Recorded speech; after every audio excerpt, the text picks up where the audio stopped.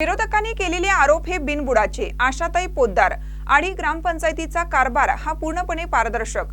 गेल्या 2 दिवसापूर्वी काही विरोधकांनी ग्रामपंचायत अध्यक्ष, पीडीओ आणि सदस्यांच्यावर केलेले आरोप हे पूर्णपणे बिनबुडाचे असून गावामध्ये 25 वर्षांमध्ये जी विकास कामे झालेली नाही ती कामे करून दाखवलेली आहेत। याचीच पोटदुखी विरोधकांना सुटलेली आहे, अशी माहिती माध्यमांशी बोलताना माजी ग्रामपंचायत अध्यक्ष आशाताई पोद्दार यांनी दिली।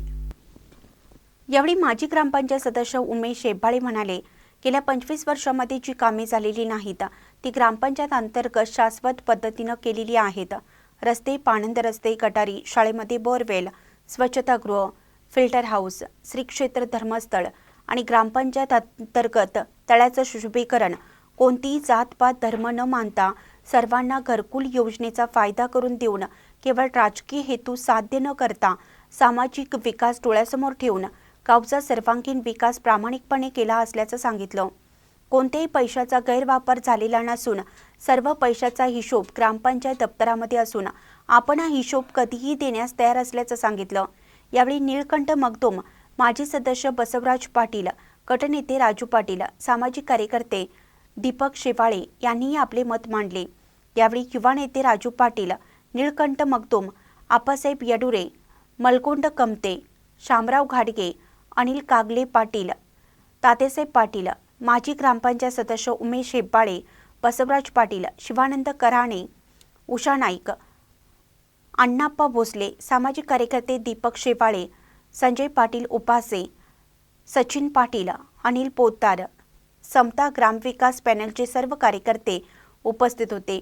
महानकरी न्यूजसाठी गौतम जाधव, निप्पाणी। गावामध्ये आमच्या घंटागाडीच्या माध्यमातून ऑडिओद्वारे कल्पना देऊनच ग्रामसभा प्रत्येक वेळी झालेली आहे।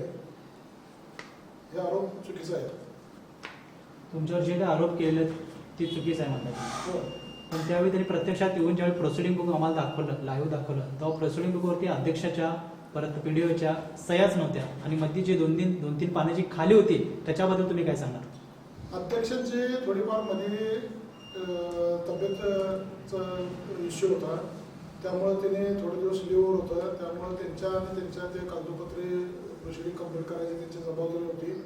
थोडीफार त्यांच्या हातनं डिले झालेले आहे। त्यामध्ये काय असं काय लिखाण करून किंवा त्याचं काय आमच्या मर्जीच्या उलट असं त्यामध्ये काय लिहून केलेला किंवा ग्रामस्थांच्या अहिताचं काही लिहून करायचा त्यांनी पण काही प्रयत्न केलेला नाही आहे। त्यामुळे ते एक स्वाभाविक त्यांच्या हातून चूक झालेली आहे। ती चूक झालेली आहे किंवा त्यांनी विरोधकांचे आरोप केला ते तुम्हाला मान्य आहे, ती चूक झाली।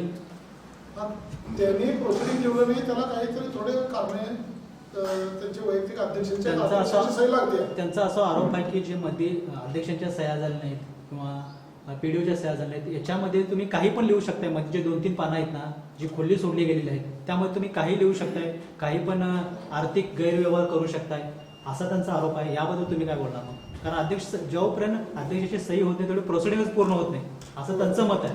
मग कुठल्या आधारावर तुम्ही मीटिंग घेतल्या, फक्त कागदोपत्री घेतल्या, असा त्यांचा आरोप आहे, सगळा गौड बंगाल आहे असं त्यांनी म्हणतात। याबद्दल काय सांगणार तुम्ही? गौड बंगाल काही झालेलं नाही आहे। काय गौड बंगाल झालेलं असेल तर त्यांनी सिद्ध करून दाखवावं। त्यांनी काय ते प्रोसिडिंग लिहिलं नाही, ते त्यांच्या आपल्या सेक्रेटरीचे त्यांच्या संबंधित ते थोडंफार त्यांच्या हातून चूक झाली आहे। हे ग्रामपंचायत सदस्य म्हणून या गोष्टी सगळी तपासणी करणे तुमचं पण एक नैतिक अधिकार होता, जबाबदारी होती, तुम्ही लक्ष द्यायला पाहिजे होता।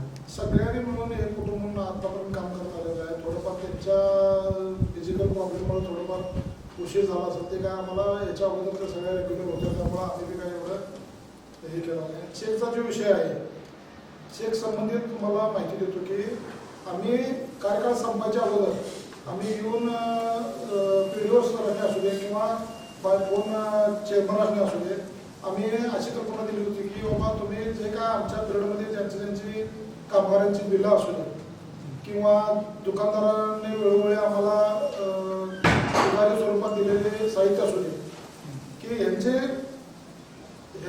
बिलं आमच्या पिरियडमध्ये जे झालेलं आहे, नंतर झाल्यानंतर कुठलाही दोष त्याने यांचं बिल राखलं, त्यांचं बिल राहिलं, हे विषय होऊ नये।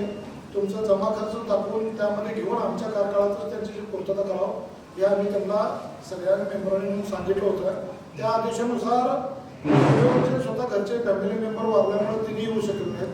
अध्यक्ष 4 दिवस कुठं तर गावात आले होते, त्यांच्या तब्येतीसाठी तिने ॲडव्हान्समध्ये सही करून दिलेले आहेत. हे काय पूर्ण झालेला चेक आणि कुठं गैरवापरात आलेला नाही आहे.